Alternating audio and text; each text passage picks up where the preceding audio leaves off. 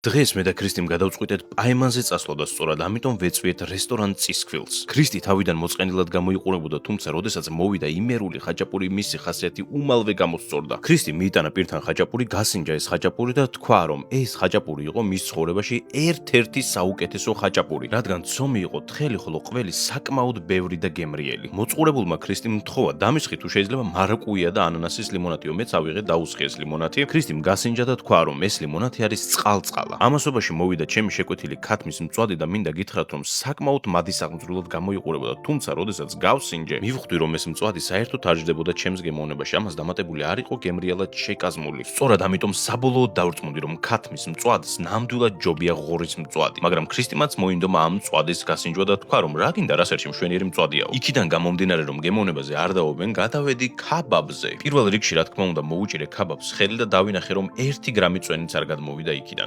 შესაბამისად, გასინჯვისას ძალიან მშრალი აღმოჩნდა ეს ქაბაბი და ამას დამატებული გემოზეც საერთოდ არ მომეწონა. თუმცა გემოზე, ვისაც მოეწონა ეს ქაბაბი, ეს იყო ქრისტი. გასინჯა და თქვა, მშრალი კი არის, თუმცა ძალიან გემრიელი არის ეს ქაბაბიო. და აი დადგა ხინკლის დროც, რომელსაც მე და ქრისტი სულ მოუთქმელად ველოდით. იქიდან გამომდინარე, რომ ქრისტის საყვარელი კერძი არის ხინკალი, სწორად ქრისტიმ დაიწყო ხინკლის დაგემოვნება. ცომი იყო ნამდვილად თხელი, შიგთავსაც ეტყობოდა, რომ ხარისხიანი ხორცი იყო გამოყენებული. ერთი სიტყვით, ქრისტიმ ამ ხინკლით ნამდვილად ისიამოვნა, თუმცა ჩემი აზრით, ხინკლის ბულიონს არ ჰქონდა მკვეთრად გამოხატული გემო, რასაც ნამდვილად გამოვასწორებდი. ერთი სიტყვით, თუ ამ რესტორანს ეწვევით და ჩემსავით ზედმეტად კრიტიკული თვალით არ შეხედავთ, დამიჯერეთ, ნამდვილად ისიამოვნებთ ნებისმიერი კერძი. ამ ყველაფერს დამატებული გარემო არის საკმაოდ სასიამოვნო, ხოლო პერსონალი ნამდვილად იმსახურებს შექებას.